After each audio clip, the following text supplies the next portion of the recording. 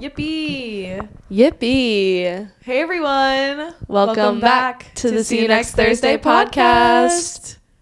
Hey. Yes. Yes. Awkward pause, but Incredible. we're there. We did it.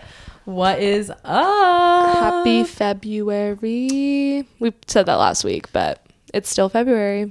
It's still February. We're still doing things. Valentine's Day. Yes. Wuthering Heights weekend if you celebrate. I don't celebrate, but I'll be seated.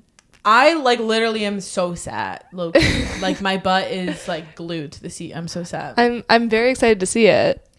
I realized I low-key have Emerald Finale season tickets. I always show up for her. And do I dislike her a lot? Yes, but I always show up for her. So you're correct. I don't know if I'm really down most of the time, but I am always there. Yeah. And so that's why I'm I guess I got the season tickets. Same. I guess I just really love movies. I got Jacob Elordi season tickets. That's what I got. The real tea. And yeah. Margot Robbie looks hot. Her press run is incredible. We spoke about this. Yeah, we've spoken about this. And I also really want to hear the Charlie songs, because Die in This House or whatever it's called is absolutely insane and so good. I know. I think I'm gonna die in this. Correct. Exactly. I need more of that. That's mostly what I'm showing up for, to be completely honest. Jacob Elordi, client, of course. Yeah. Gotta go.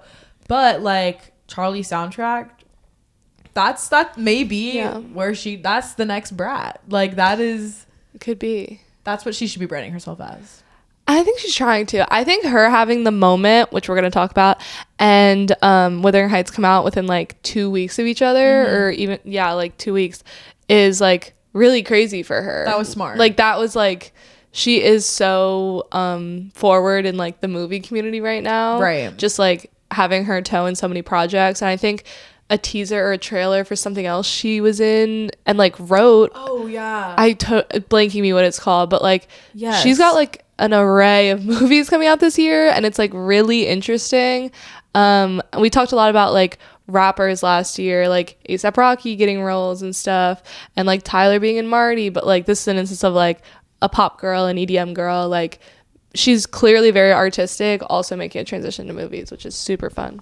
Right. And she also wrote the music for Mother Mary, and she's yes, in a movie coming. Yes. She's coming out in a movie. I don't remember the movie name, but she's doing a lot. She's doing a lot. She's she has a full stacked year. It's getting Josh O'Connor levels. Yes, Josh O'Connor. This is her season. The Disclosure Day extended trailer during the Super Bowl. I'm so sad. Yeah. I'm literally front row. I'm so excited. It's gonna be so good. And Steven Spielberg at of course all the Oscar stuff for Hamnet, but babe, that's gonna be you next year. That's you next year. He's starting now. He said the campaign never stops. Yes. He knows how to win an Oscar. And he's winning something. He's gotta win something. He will. I'm just hoping okay, it's him though. It's Steven Spielberg we're talking about. When we were at a little Oscars thing and the Disclosure Day trailer came on, I was oh my god, it's Disclosure Day. And our friend's boyfriend was he's still making movies, Steven Spielberg? And we were yes. He's a little older, but yes. Don't piss me off. Yes. Don't piss me off. He should be making movies. That was his gift in life. He was isn't he 90? And I was almost, but yes, he's still making movies. And he'll be making movies forever. He's not dying. He'll always be famous, in my opinion. Of course. Speaking of the Super Bowl, also want to mention Spike Lee dolly shot during Bad Bunny's set. Spike Lee, you will forever be famous. You will always be famous. Bad Bunny, you will also always be famous. My absolutely coworker. Iconic. Your coworker for real. Bro, I know him. I know Benito. That is insane. What y'all don't know is I know Benito. That's my coworker right there. Yes. That's my coworker. Yes. All the blades of grass for people. Lady Gaga was there. So this is one of my favorite Super Bowls I watched. Not only I knew lots of the dancers, the performance in general was incredible, but how it was filmed. Yes, and the set design was absolutely bonkers. That's all I kept thinking about when they were running through the little maze, basically. Yeah. I was like, this is a movie set. I was like, this is a movie set. It felt cinematic, and like, not that other Super Bowls have it, but like this one really, like, the level of honestly filmmaking was beautiful. And like it didn't feel like a football field, which is crazy. It's hard to yeah do that. yeah Yeah. and like the past couple of Super Bowls have been really insane. Like Kendrick Lamar, like Kendrick's was, that's my man. I think that's always gonna be my number one, probably always. but Bad Bunny are such a good second. And I'm really excited. I'm always excited to watch. Of course, I have to watch football before the Super Bowl. Yes. But then I turn the TV off. So yeah. Oh my gosh. Yeah. Great Super Bowl halftime show. Yeah. Great Super Bowl. Bad Bunny. Bad Good Bunny job. won. Yeah, Bad Bunny won the Super Bowl. Like, let's be so for real. We want to talk about the Grammys real quick. Yeah. Speaking of music and Yeah. low-key Bad Bunny, like Grammy winner Bad Bunny. Grammy winner Bad Bunny. We also have Grammy winner Sinners. Ryan Coogler. Like Grammy winner Ludwig. Ludwig like, Göransson. Like, yeah. So Sinners like swept at the Grammys, which we kind of all knew. Which Gold in Your Dust. Sorry. well, like it definitely just secures Sinners score win. Like, Yeah. I mean, that low-key is like the lock of the night, lock of the century. Yeah. Like, everything still feels up in the air with a lot of other things except for that. Yeah. That and director, and I don't know, guys, Best Picture is low-key still up in the air. Like, people do think it'll be a PTA director and a Sinners win. That would be lovely. People are like, and like, again, the Sinners hype just like never stops. Yeah, I keep seeing that like people on Twitter really want Delroy Lindo to win Best Supporting Actor, and I'm like, I'm sat for that. I'm here for that if he were to win. Incredible. I think I'm like protecting myself and telling myself one battle's gonna win. Right. So if it does happen, I won't be disappointed on Oscar night. But if Sinners comes out with anything like above the line stuff, oh my god, I will be elated. Like, it'll be a great night. I'm also trying not to get too excited, but like the possibility of it happening is definitely greater than we thought it was. Yeah. Like it I don't know how, but like it's still just on that hype train. Yeah. We're still going, and I'm also just gonna tell myself one battle is winning Best Picture, so I can just already prepare for it. and we know that, but we have some other things in the bag that is exciting. Yes. Speaking of Oscars, it was the Oscar luncheon this week. I am probably gonna start my period soon, but like I did cry. So I did cry watching them get ready for the class photo. I don't know why. Hey, it happens. Like, that's our family. My Sinners family. Like, that's my family. And like, I don't know. I feel so connected to each and every one of them. And I should be in that photo.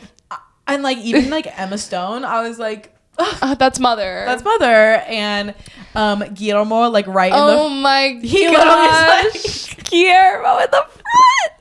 We love to see it. Oh my gosh. And like just like the videos from the luncheon, like I saw a video of Sirât director Oliver Lax. Oliver Lax with Jake Belordi. They had like a little hug moment and they were like mogging each other down. Jacob Elordi talked to everyone. Jake Belordi is a little chatterbox. I also saw like a picture, I think, of him with Chase Infinity. Chase Infinity looked gorgeous. Oh yes, they like held hands. Yes. And Tiana Taylor was also talking to Jake Belordi. Like, I don't know. It's just the Oscars luncheon seems like such a fun place to be. Like also like it just seems fun. It's so cool that they do a little class photo. Yeah, like, it's really adorable. I Like could cry. if I was in that freaking class photo, oh, that would be like blown up and framed on my wall. Like, I'd be like, look at all my friends. Like, Also like Ryan Coogler got called and then Zizi Kugel got called right after, and like she was like filming him like walking up, and I was like, yeah, I'm sobbing. we're done. And Ryan Coogler was recently on the cover of the Hollywood Reporter, and he talked a lot about making Black Panther and how he felt like when Chadwick passed, may he rest in power, that he like realized he didn't know how much he was missing out on. He like framed it as Yeah. like he didn't know how much he wasn't enjoying. And so like to see now watching him at all of these award ceremony enjoy himself. Like smiling and like being so present in the moment. It like so really like happy.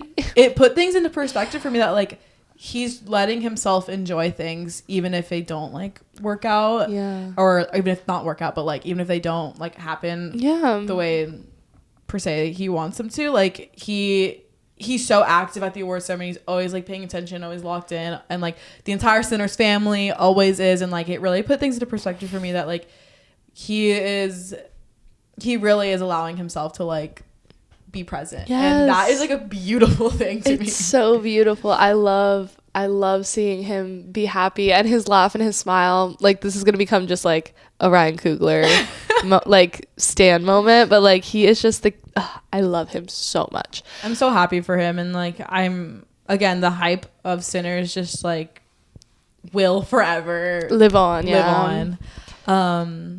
He was also at the DGA Awards, where Paul Thomas Anderson won for One Battle. Yes, of course. Very expected, honestly.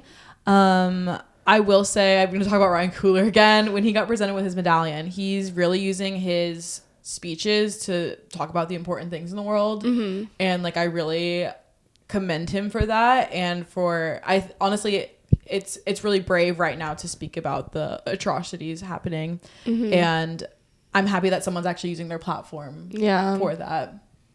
Yeah, I hope to see more of that at these upcoming award shows because silence is not good. I like when my people I looked up to speak out about what's happening in the world. So yeah, there was a ton of that at the Grammys. Like no one was afraid to say things. And like I thought that was great. That was important, and it is important. And there was a lot of great usage for the airtime and for the speeches to mention those things. Also, Charlie Pollinger won for The Plague. Ava Victor, don't worry, you will be avenged. Ava Victor, like you'll be fine. Like I'm not worried about you. Like I'm not worried about like you didn't get the DGA first time director award. It's okay.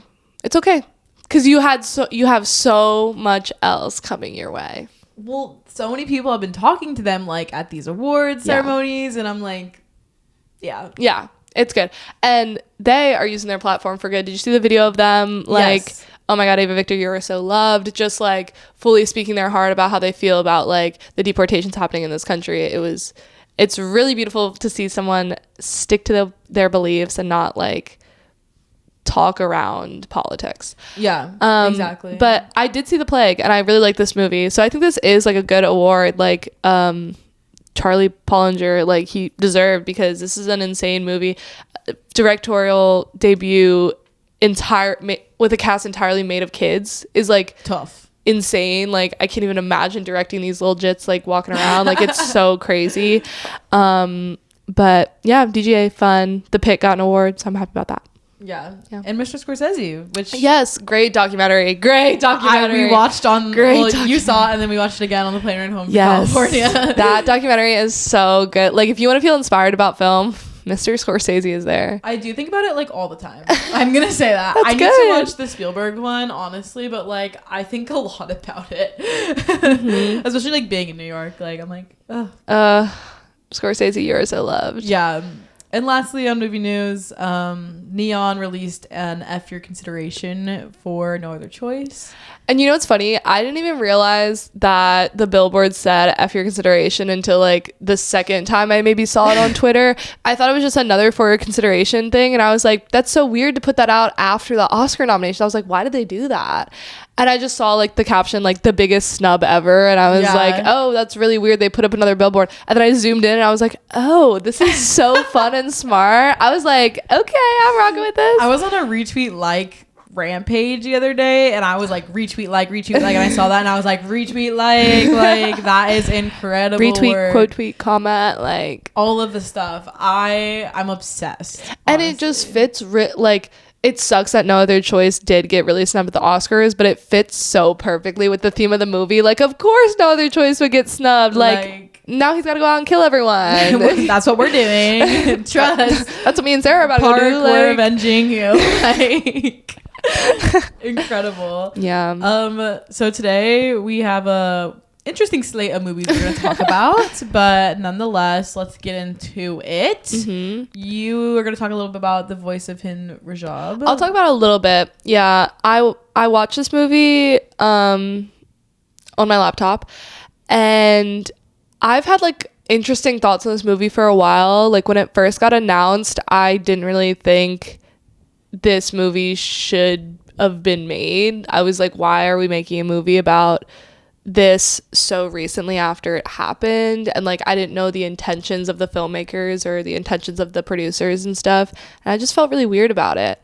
I watched it. It was a pretty good movie, I guess. Technically it is kind of like an all-in-one place movie. They're just in it's like basically like 5 people that work in this call center in Palestine, and they're just talking Hind through, hopefully, to survival and to get the EMS through to save her. And it's a really heavy movie. It's really sad. It's a true story. And I just like, my thoughts on this movie are kind of all over the place, because if it helps like one person or some people like gain sympathy for Palestine, then I'm glad this movie exists. And I believe like Hind's mother feels like this movie is important, so I'm glad that it was made for the family. However, like I don't know, because movies are so important, and like I don't know if this would have worked better as a documentary, but I feel like this could have gone about in like a different way. I don't know how to fix it. I don't know how it should be different, but it didn't leave me feeling super inspired or better. I mean, it's not supposed to make you feel that, because it is about a little girl dying, being killed by the state of Israel.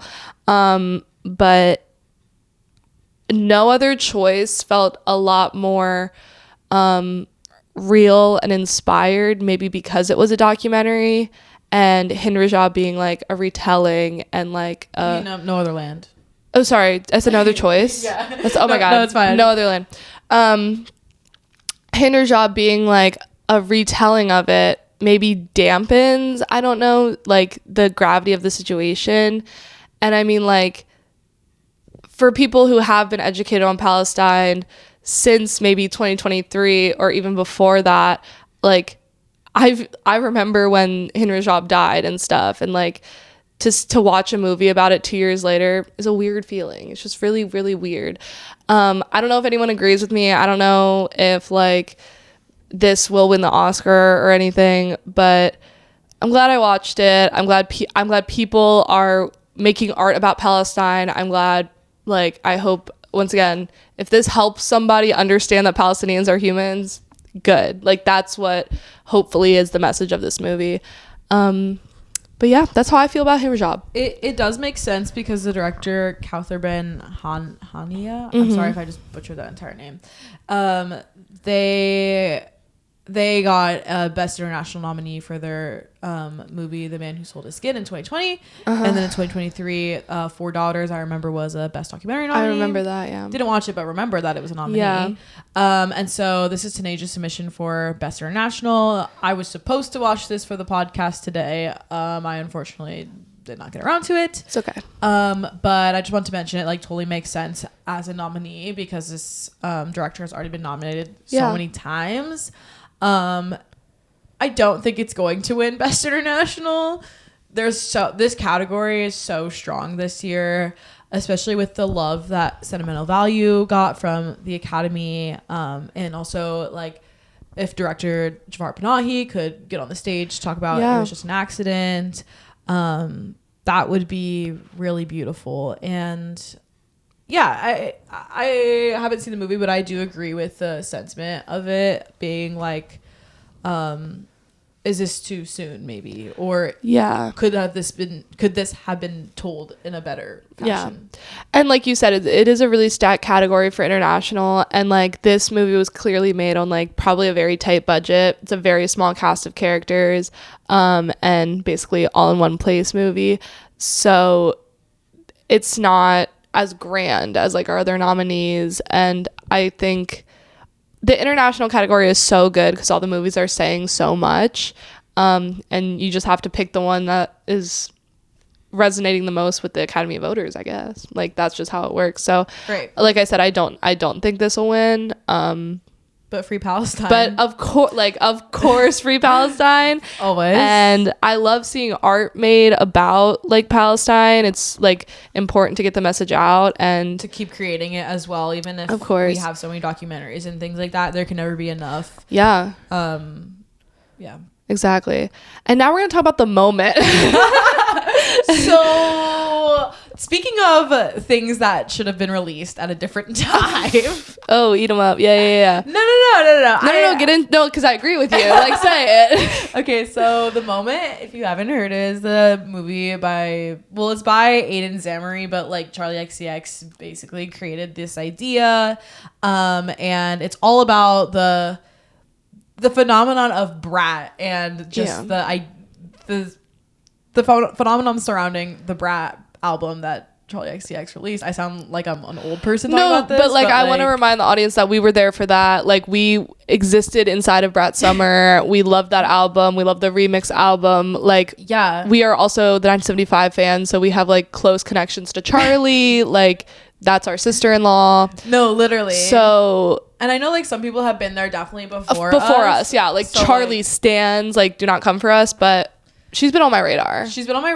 I did know Charlie XCX before she dropped Brat, and also like I did live for Brat. Like, I had a Brat summer. My Brat time was incredibly important to me. Like my Brat time. When people would talk to me on the train and I was listening to my Brat, I'd be like, "Are you kidding me right now? Are you listening to my Brat? Are you trying to have a conversation with me? Like, don't mess with my Brat time." So like, and like, yeah, I had a Brat summer for sure. Yeah, it was like my life, and at the time I had black hair and like curly black hair. Yeah, so, you like, did, and you had her sunglasses too. I don't look like Charlie XCX. I don't think I do, but like people in my life would like make the joke that I was Charlie XCX and like call me Charlie, which was really funny. And so then I was like, yeah. But this is an idea by Charlie XCX, directed by Aiden Zamory, who is a photographer and now filmmaker. Yeah. He directed numerous videos for people, including 360 and Guess, and then Birds of a Feather and some FKA Twigs stuff. But okay, now Twigs. This is his like his big one. It's his film director debut, I guess you could say. Which, like, feature film. Totally makes sense why it was at Sundance. It has Charlie XCX, it has Alexander Skarsgård, Rosanna Arquette, Haley Benton, and then also some like really cool guest stars. Rachel Sennett, Kylie Jenner, Julia Fox, A.G. Cook, Shy Girl, so many. Wait, when was Shy Girl in it? I don't know, but she was in it. Oh, I didn't clock that. I didn't clock that one. Yeah. But The Moment. So how do you feel about The Moment? I feel I had a fun time at the movies. It's definitely like I like how they're playing with the mockumentary format. I love Charlie. I know she's a cinephile. Like, so I did enjoy watching it. I love the music. I had a fun time at the movies. I didn't have high expectations for this. I didn't expect this to be like a 5-star movie for me. So I thought it was like pretty middle of the line, maybe 3.5 stars. Like, that's where I was sitting. That's where I'm sitting with it currently. But I think it's really fun that she's doing these things and like making art about other pieces of art, like we kind of said earlier in the podcast, like her just, really loving film and making something with her friends that is about her. Now, do I think it should have came out maybe last summer? I think that would have been like a better time and like closer to when Brat came out, and obviously she was probably still filming then, or it couldn't conceivably come out then. Summer is a really big time for movies, and maybe this fit better in a January release. But it does feel really far removed from Brat Summer itself. And like when I was sitting down, I was like trying to remember Brat Summer, and I was like, oh, that was such a fun time. But it is 2026 now. Like, I was like, it is really long ago. But yeah, I had a good time. How did you feel about it? I think like even in the fall, this could have like hit harder. Like a cute little fall release, like the summer's over, and because she released the remixes in the fall, right? the fall before last fall. Yeah, that was so much fun. Right? When you were at my house. Yes, I remember. Like the night Charlie dropped the remixes, I was like, oh, this album is so good. So many good guest stars. Like I was just like so happy with the remixes, and I had like a remix fall, like Brat's summer remix fall. Yes, like Brat, it's the same but it's different fall. And I just feel like this coming out in January really weird because Brat is so like summer autumn to me. Right. And like that's like one of my main critiques is like it just doesn't feel relevant. And so like whereas like Eddington, everyone's like it's too soon, I was like it's too late. Like the moment has passed, unfortunately. Yes. You did say that about Eddington, I forgot. I did. I was like maybe this is too soon, but also like the moment is too late. The Taylor Swiftification of Charlie XCX is, I love the concept of it. Like I genuinely was like, oh, I think I understood more about it after the film. I was like, okay, I get what Charlie was doing. It did come off to me though that like I know it's a mockumentary, but like I don't care. I don't feel bad for you. This is something that you struggle with. I do. And like I know she's acting. I get that part. I don't feel bad for rich and famous people ever. Of course. I know if this is like fake and like again, it's a film, but at the same time, like I don't feel bad for you. I don't feel bad that this might have happened to you.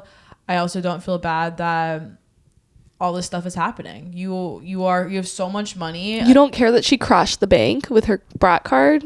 For a minute though, we all were like, did that actually happen? Yeah. Like we all low-key were like, did we misremember? Because I do remember when the Brat card came out, right. And like I don't feel like it was like for the public. No, I don't think so. It was like for her friends, if I remember correctly, and like it was just like me and my Brat card and stuff. And now I think you can actually get a Brat card. Which is crazy. But during the movie there was some stuff where I was like, did this happen? Did this not happen? I never picked up on the Taylor Swift stuff because I never watched the Eras Tour documentary. So I like had missing context about it. I watched the movie. I'm like, that was great. You and Spencer are like, oh, the part where she shaded Taylor Swift. I was like, when did that happen? The entire movie. Like, I was like, when was this shade? Like, so I was at the Eras Tour. Yeah. So like I literally was at the Eras Tour. Also, I'm not coming at this from being a Swiftie, not liking Charlie XCX, by the way. Like that's not my angle at all. I did not like Life of a Showgirl. Let me get that off my chest. Like I think Taylor Swift is a cool person. I like the music she writes most of the time. This new era for her is definitely interesting and not something I really relate to. I'm gonna be completely honest. Like also, I don't feel bad for Taylor Swift. Like she's a rich billionaire. Yeah. Like probably almost a trillionaire at this point, and like I don't feel bad for famous people. Period. Yeah. We talked about this with Jay Kelly. I don't feel bad for Jay Kelly. So the ending of this movie is like an Amazon Prime trailer for the Brat tour, and like if you watch the cut of that and then the cut of the Eras Tour documentary, they're wearing the fringe jackets that she wears. They're making it look like the glitz and glamour of like the Eras Tour, and like it's like total shade and like total, I guess like the Taylor Swiftification of what Brat could have been. Yeah. She's also like, there's this one part where she's singing Might Say Something Stupid, and she's like in the air and she's like, am I gonna fall? And it's so funny. It is like it's the best part of the movie. That was my favorite part, honestly. And SZA did do that during the GNX tour, so I was like, ooh, another reference that went over my head. Yes, and I hope that wasn't directed at SZA because that's my girl. Do not play. I don't play about that. I don't play about that tour. The GNX tour was like revolutionary for me, like life changing, because like those are my artists. Like I love SZA and Kendrick Lamar down. So like that was funny, but I also was like, I wonder if this is just referencing like other tours. Again, I do think like what she did with the mockumentary format was it was cool to see a different take on like the mockumentary and how that is made, especially through like a cultural phenomenon like Charlie XX and like Brat. I couldn't tell that she liked movies though from watching this movie. Yeah. Yeah. To be completely honest, like, she's a cinephile down, but like, I'm gonna need some more. Yeah. Again, it's like a documentary feature film, like, you know. And maybe it's because she wasn't the director, she wasn't the DP. I mean, clearly she's a large part of it, but I can see where you're coming from. Our friend Kai did say there is a lot of Gaspar Noé influence into this, and I can totally see that with the title card and, like, I guess the strobing lights and everything. But how this film opens is really cool. I want to talk about that. Yeah, I think that was really strong. I really like the opening, and I really like the needle drop at the end. Right. Those are the two best parts. Those are the best parts. And then when she's in the air singing Might Say Something Stupid and she looks fucking stupid. Like, that was really funny. And those are the best parts of the movie. Mm-hmm. Other than that, like, I think you just have to really be a big Charlie fan to love this movie. Mm-hmm. From a critical lens. Again, like, don't feel bad for you. Even if you're joking, don't feel bad. Yeah. And yeah, maybe this would have worked better at a different release time. But I know how the film industry works, so yeah, I don't blame her. I understand why this was put in January. Right. Alexander Skarsgård, I love you. Like, he's having a moment too. And also, like, this role was perfect for him. Right. Like, insane foreign director coming in and, like, not understanding the vision at all and just, like, screwing everything up. That is so Alexander Skarsgård. He is so funny. I liked the little cameos. Some of them did feel a little forced, like the Kylie Jenner one. I did not. And, like, I don't know. Like, I had some friends being like, she was a really good actor. Did you think that? I was gonna say, like, was someone holding a gun behind the camera? Because sometimes she was like, no, some people were like, she was really good at playing herself. I'm like, well, that's herself. Well, I hope so. Yeah, that is herself. I thought the Rachel Sennett cameo was funnier, and it was better. Yeah, I was like, that's really funny. Kylie Jenner, I like Kylie Jenner. I love her and Timothée Chalamet together. I was like, I wonder if Timothée Chalamet helped her with these lines. And if he did, he should work on his directing a little bit more, I think. Wow. But I love Kylie and I love Timmy together, so. Yeah. Fun movie. I think if you're a Charlie stan, like, this is the best moment of your life right now, because Charlie's still on the rise, like, after Brat. She's clearly focusing on other creative pursuits right now, but I'm sure the next album is going to be crazy. I'm sure this year for her is going to be crazy. And I'm very happy because I know Charlie has been doing this for, like, over 10 years at this point. Right. So, like, this is, like, deserved fame, deserved hype. And, yeah, I'm just happy for her. And I think this is not a bad creative direction for her to go in. I like that she's in the film industry. I'm, like, really enjoying that moment. Yeah, for it's her. really fun. Being, like, a composer and, like, creating scores and things like that, like, that is really cool. And you know what? I hope she talks some sense into George, the 1975, because I want them to score a film. I think the 1975 score for a movie would go insane. I saw Resurrection, which M83 scored.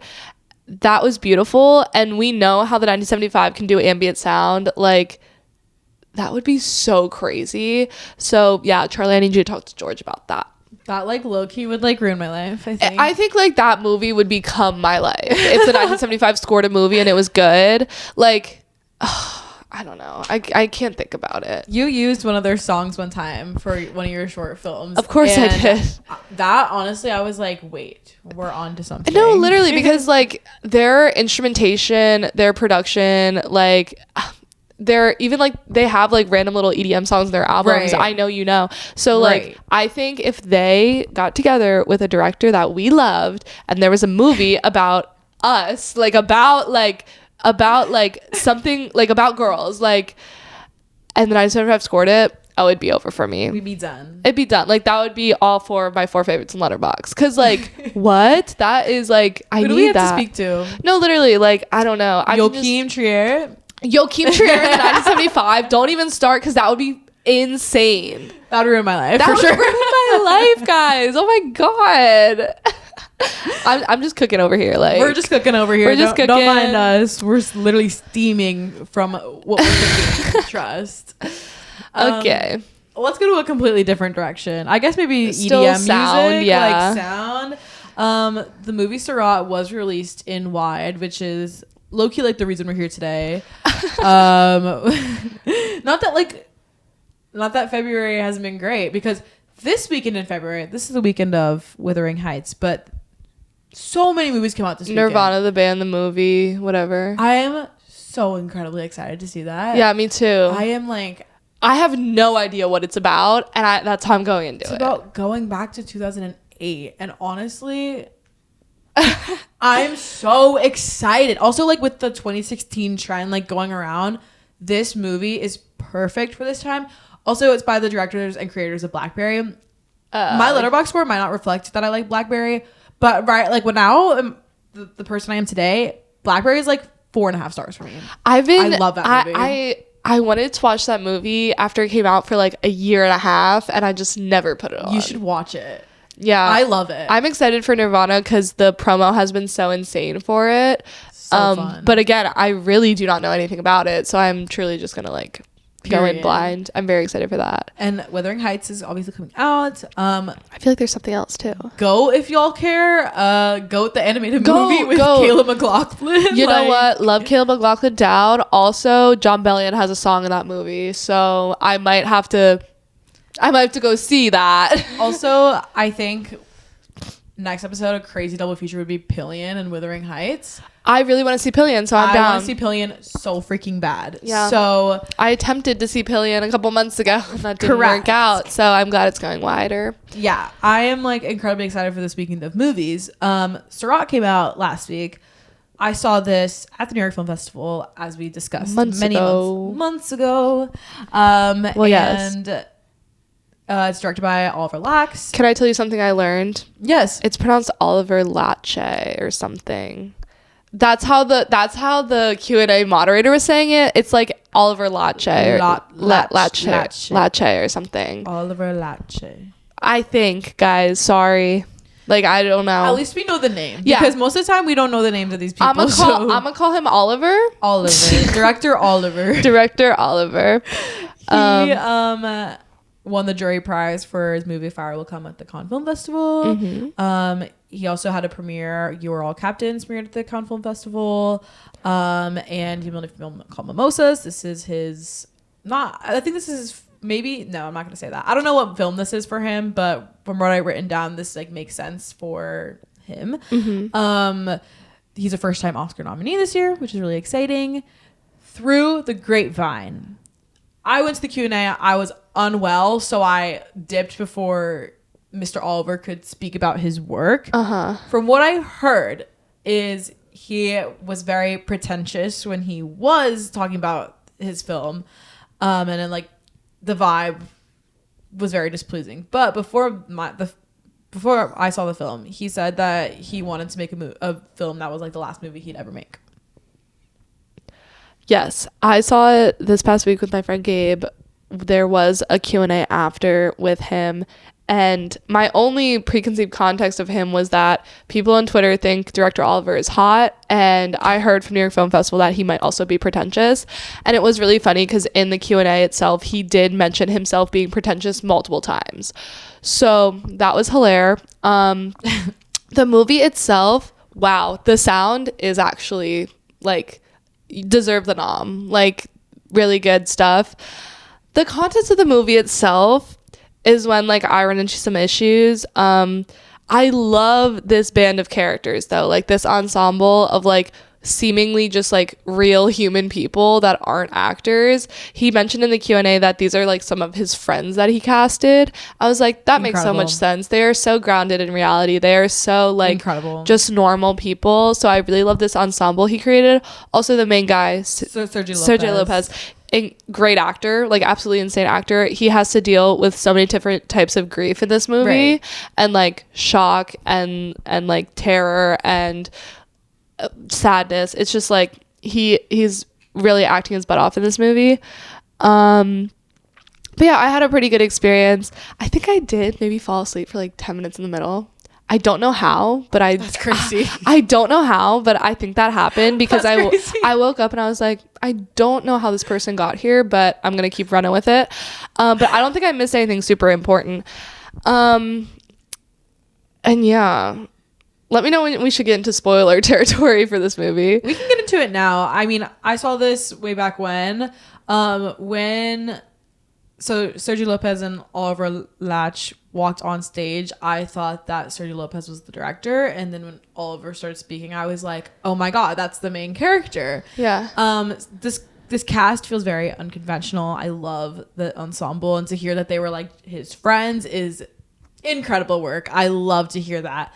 And I said to you, like, the sound design like really is one of the best I've ever heard. In the Alice Tully Hall. It was beautiful.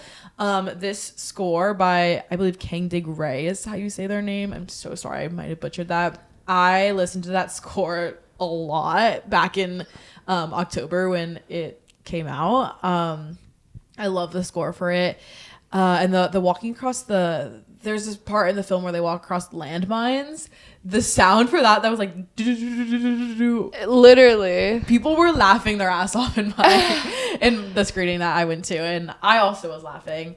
I think this movie is about found family.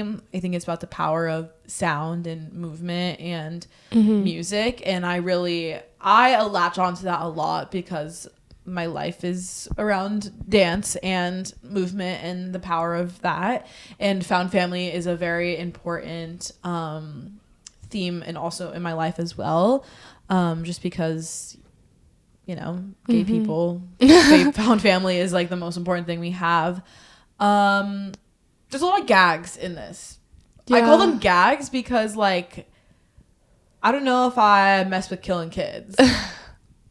And that's like the big, when that happens, the film completely changes. Yes. So Sergio Lopez plays this dad who is searching for his daughter, right? His lost daughter, yes. And he's bringing around his other son, his other kid with him, and he's going to these raves to try and find her.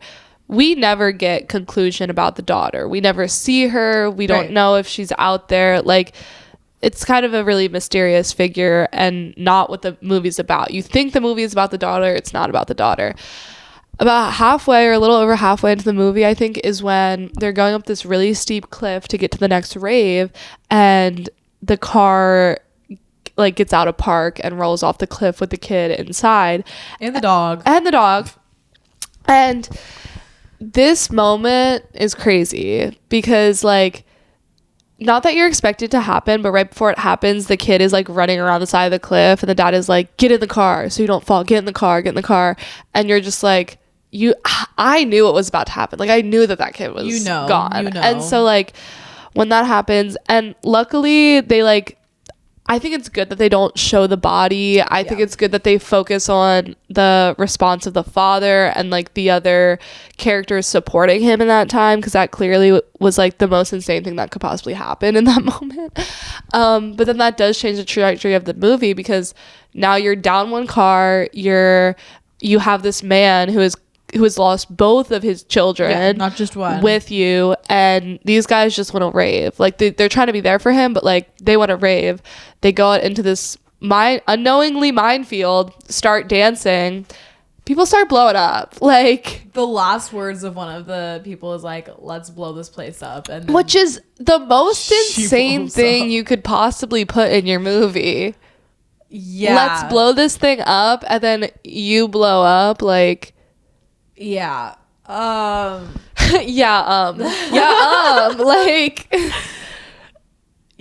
so this is a road trip movie, first of all. Like, add it to the road trip movie list. Second of all, I got so tired of just, like, feeling on edge of my seat that, like, it felt like a horror movie, and I was like, this is so exhausting, to a point where I was like, what are the points of these gags? Do we need them? Would the movie be just as good? How would this movie change?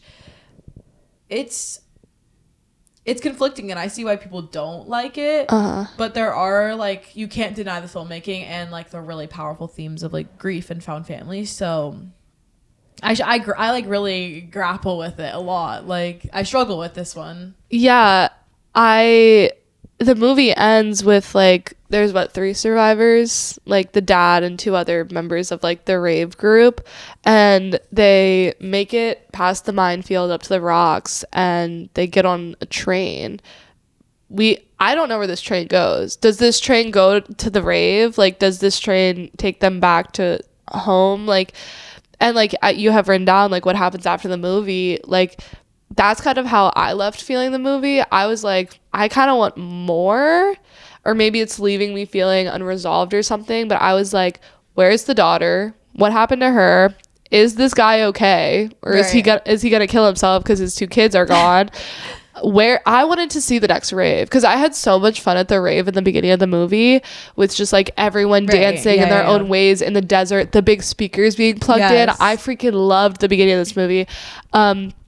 And so this entire movie, they're driving to the next rave, and I'm like, I'm so excited to see this giant rave in the desert, and we never get it. And is it leading to more atrocities? Is like there more that they have to face? Is there going to be a Sirât 2? Like Sirât 2, Sirât returns. Like Sirât returns, yeah. Like that's my kind of feeling too. Like, yeah, what I wanted to know what happened next, and instead, which I guess like it's supposed to like make you think. It's one of those movies that's supposed to make you do that. But like again, like I was more interested in what was going to happen next, and then the movie ends. And I don't know if that's safety. I don't know if this is just what happened. I don't know if there's more to come, but yeah. And I'll tell you what Director Oliver said at our Q&A. Someone was like, I've been thinking about this movie, and Oliver was like, don't think about this movie. He was like, just see it, let it sit with you, like don't think about it, like, because someone in the audience was like, I'm about to go to dinner and like talk about this with my friends. He was like, don't do that. And I was just like, damn, don't like talk about my movie. I was like, okay, because he was like, you need a minute with it, and I was like, clearly this is his movie, he knows it well enough to be like, maybe don't intellectualize it right after you saw it. I feel like we do that sometimes. We love movies so much, as soon as we see it we're like, oh, I found all the meanings in it. But he was just like very apparent with the audience to like take their time with this movie. So he told me to not think about the movie, so I didn't think about the movie for like 2 days, and I was like, oh, Sirât, I did see that. Which is an interesting way to go about watching movies, right? And also though, like I've sat with this for months now, and like those are the things that I remember from the movie itself, is the themes of it, and then the true gag, the gag worthy moments, the shock moments. Yeah. And it's so funny that like I feel like I've been keeping this secret from you for months because I was like, when are you going to see Sirât? Yeah, we haven't been able to talk about it. And like it's like good to hear that I'm reaffirmed and like this is crazy. And it's insane. It's an insane movie. It's a freaking like, this is not a movie you should just watch. Right, like, right. I think you should go into it knowing maybe like a little bit about it. You should go into it knowing it's about a rave. That's all you need to know. And I don't know. I do think it's like really commendable filmmaking. Yeah, some of the scenes are really beautiful. Like the composition and like the terrain he's shooting in this desert is really beautiful. The sun is like blaring. Right. The wind. Wait, can we talk about the wind? The wind because is a paid actor, because I was watching this movie, and when he like, there's a moment when like someone steps out of the RV and the wind is like freaking like insane. I was like, how did you film that? Yeah. Because we've had to film with wind and audio equipment before. And that's why I'm like, the sound team, y'all, the women, get your nachos. Y'all were like, cooking. Wait, nachos. Get your awards. I don't know why is it nachos. They were cooking though. Like the women in this, it's apparently an all-female sound crew. I think it is, yeah. And they were cooking, like absolutely. And I agree. And like the sound is something I remember so clearly that I was like, wow, this sounds amazing. Yeah. It's just like, this does feel like the last movie he's ever going to make. And is he going to make more movies? Definitely. But also I'm like, let's not do this again, maybe. I don't want to do it again. No. I haven't seen any of his other work. So I'm like, is this just his thing or like what? But overall, like, I think there's a lot of Sirât lovers out there, though. Like, there's a lot of people who love this film when it was shortlisted so much. Yeah. I was gagged. Yeah. Well, New York Film Festival used a song from Sirât in like the trailer for New York Film Festival. And trust, we watched that trailer like about 1 million times over the 3 weeks we're at NIF. And so as soon as I started watching Sirât at Walter Reed like last week, I was like, wait, I know this song. I was like, I know this music. You know why? Because I heard at NIF every freaking day. Like, it was so, like, I was so glad I was finally seeing Sirât. And I also saw a video of Jacob Elordi saying Sirât, and he goes, Sirât. And I was like, I don't know if that's the correct way to pronounce it, but it's really funny that he did it that way. Sirât. And he pronounced the T so hard. Sirât. Yeah. Incredible. Good stuff. If you're like prone to not liking sad and scary things, maybe don't clock in, but listen to the score. Yeah. If there's anything you should do is listen to this score. I mean, we just spoiled the whole thing, so hopefully you've either already seen it or decide you're not watching it. But the score is really good. I wouldn't be mad if this one sound. No, not at all. Oh my god, I'd be really excited actually. Yeah, and I hope this doesn't go to director Oliver's head too much, because me too. Y'all are saying he's hot, but he's like hot pretentious, and like you can't have any of those people. You can't have someone with a big head like in Hollywood. I mean, I guess it's all of them, but but like we can't have someone who's hot and pretentious, because then we're completely done. We're cooked. I'm not falling for the film bro propaganda anymore. Like, no, I'm not doing it. We're not doing it. We're done.